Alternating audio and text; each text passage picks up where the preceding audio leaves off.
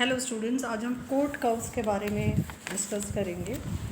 तो ये जो कोट कर्व्स होती हैं, इसको सबसे पहले मिड 1960s में ब्रिटन डेविडसन और उनके सहयोगियों ने इसके बारे में बताया कि किस तरह से कोट एनालिसिस किया जाता है, और ये प्रिंसिपल्स पे बेस्ड होता है डीएनए रीनेचुरेशन काइनेटिक्स का। अब सबसे पहले हमें ये समझना होता है कि डीएनए जो होता है, जो हमारे जेनेटिक मटेरियल होता है, उसमें डीनेचुरेशन का एक प्रोसेस होता है। डीनेचुरेशन मतलब डीएनए का ब्रेकेज होता है सिंगल स्टैंडर्ड डीएनए में। और ये कब होता है? या तो जब एब्जॉर्प्शन होता है यूवी रेस का, जिसको हम डिग्री ऑफ डीनेचुरेशन में काउंट करते हैं कि कितना एब्जॉर्प्शन हुआ है यूवी रेस का 260 नैनोमीटर्स में, उसको हम हाइपरक्रोमोसिटी कहते हैं। तो उससे वो डैमेज हो जाएगा, कन्वर्ट हो जाएगा। और हो सकता है कि वो पर्टिकुलर टेम्परेचर पर हो, तो जिसको हम टीएम कहते हैं या मेल्टिंग टेम्परेचर कहते हैं। अब इसका जो ऑपोजिट प्रोसेस होगा कि जब single standard DNA molecules convert होते हैं डबल स्टैंडर्ड डीएनए में, उसको हम रीनेचुरेशन कहते हैं या रीएसोसिएशन कहते हैं। और ये चीज़ डायरेक्टली प्रोपोर्शनल होती है कि कितना कॉन्सेंट्रेशन है डीएनए का, कितना टाइम अलॉटेड है।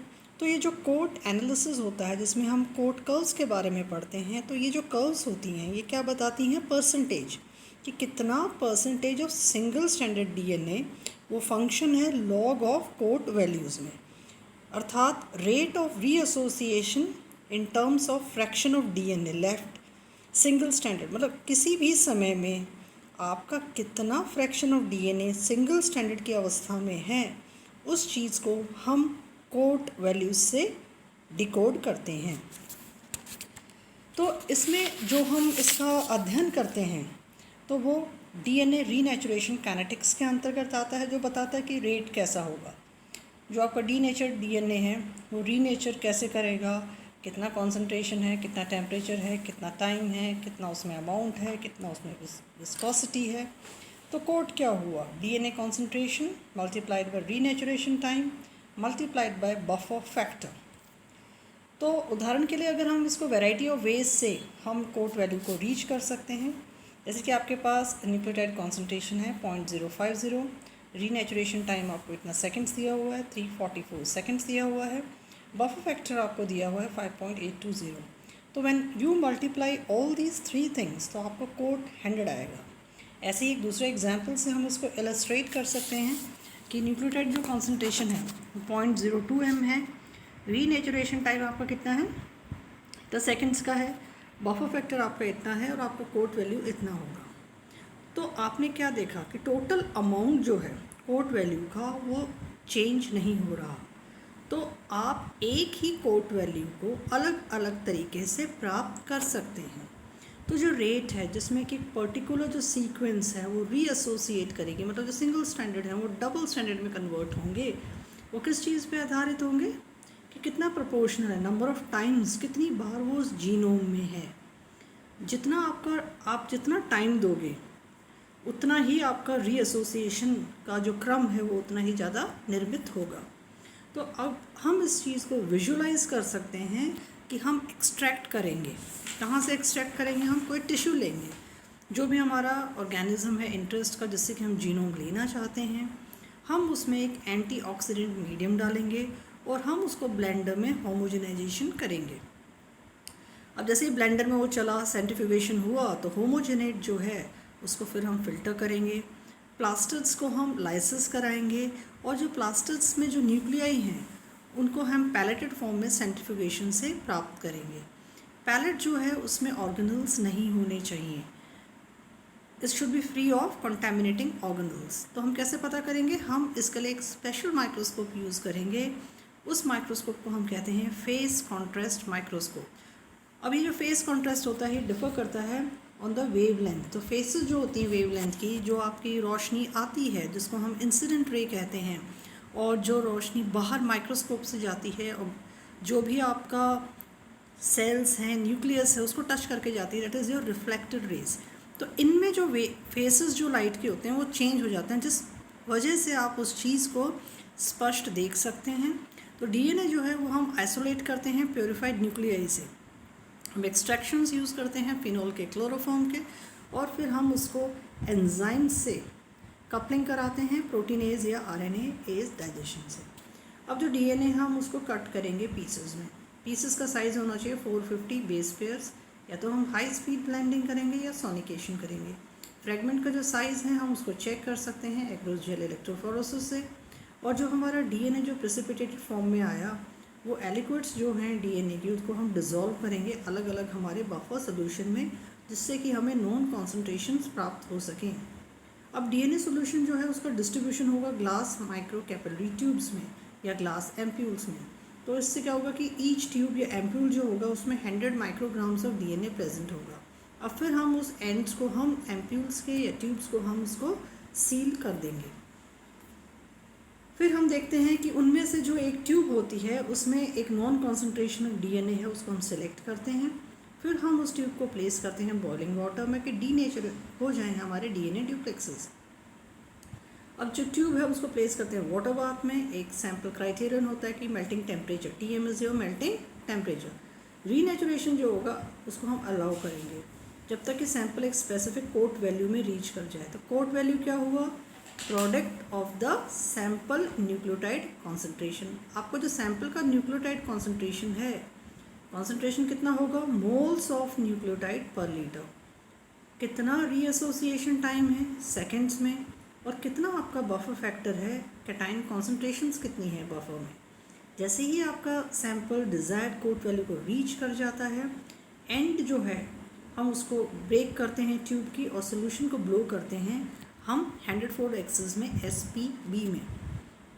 फिर हम देखते हैं कि यहाँ पे डाइल्यूटेड जो सैंपल है वो क्विकली लोड होता है हाइड्रोक्सी एपेटाइट कॉलम में, जिसको हम इक्विलिब्रेट करते हैं 0.03 mSPB में। इस बफर कॉन्सेंट्रेशन में सारे के सारे बाइंड कर जाते हैं DNA HAP से। जैसे ही आपका सोल्यूशन एंटर कर जाता है HAP में, तो फिर हम ऐड करते हैं, क्या कॉज करेगा? Single stranded DNA to elute. Eluant जो सिंगल स्ट्रैंडेड DNA है हम उसको कलेक्ट करते हैं पॉलीप्रोपाइलीन ट्यूब में। उसके बाद में जो सिंगल स्ट्रैंडेड DNA जो हमने कलेक्ट किया है उसमें हम एक बफर को ऐड करेंगे और एल्यूट करेंगे डबल स्ट्रैंडेड DNA को। अब ये जो हमारे वॉल्यूम है सिंगल स्ट्रैंडेड DNA एल्यूटेंट का और डबल स्ट्रैंडेड DNA एल्यूटेंट का, उसको हम निर्धारित करेंगे। उसके निर्धारण के लिए हम exactly 0.9 ml centrifuge single stranded DNA एल्यूटेंट को मिक्स करते हैं 0.1 ml एक्वस 10N KOH, जो कि डीनेचर करेगा किसी भी DNA ड्यूप्लेक्स को। इसी तरह से आप उसकी जो वैल्यूज़ हैं उनको एडजस्ट करोगे लाइट स्कैटरिंग में कि जो सिंगल स्टैंडर्ड DNA है या पोटेशियम हाइड्रोक्साइड का जो मिक्सचर है और डबल स्टैंडर्ड DNA या पोटेशियम हाइड्रोक्साइड का जो मिक्सचर है उसको हम डिटरमाइन करेंगे। तो उसके लिए हम percentage of single standard DNA को कैलकुलेट करेंगे एक फॉर्मूला से, जो कि एक पर्टिकुलर कोट वैल्यू का है। यहाँ पे हम देखते हैं कि VSS stands for total volume of single strand fraction और VDS stands for total volume of double strand fraction.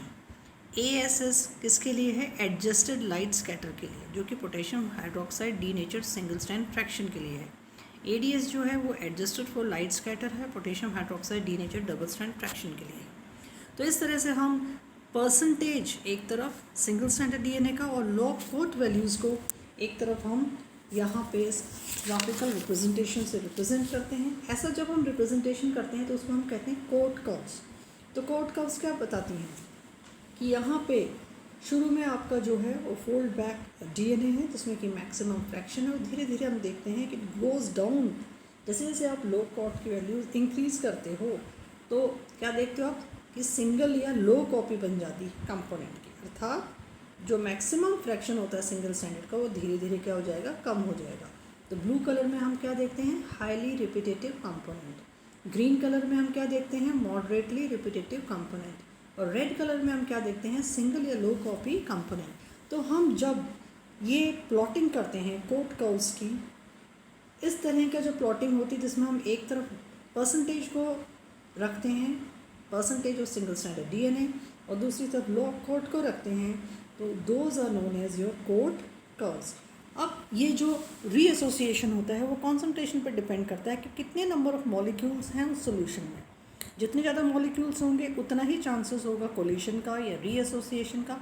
कहने का मतलब ये है कि जो कोट होगा वो डायरेक्टली प्रोपोर्शनल होगा जीनोम साइज़ का। अब जब हम कोट हाफ को देखते हैं तो कोट हाफ क्या देता है हमें? Total length of different sequences in a genome in base pairs, अर्थात कोट हाफ को हम कहते हैं काइनेटिक कॉम्प्लेक्सिटी।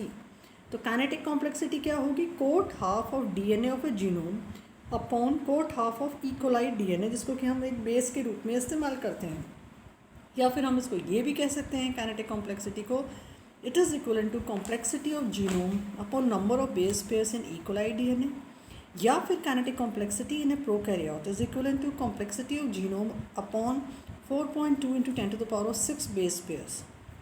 तो इस तरह से हम इसको कोट कर्व्स को यहाँ पे हम विजुलाइज कर सकते हैं। जो लॉग वैल्यूज़ होंगी कोट वैल्यूज़ को रेंज करेंगी essentially no renaturation to complete renaturation, उसको हम प्लॉट करते हैं। जो ग्राफ जो है कोट पॉइंट्स का रेंज करता है इस तरह से, आप देख सकते हो कि maximum fraction then it goes down with increase of the cot. तो cot value then sequences found only once per genome, मतलब single copy DNA.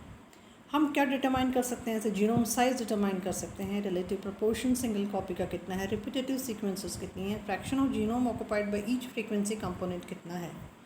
So this is all about the code curves. Hopefully I hope that you are able to understand it properly. Thank you.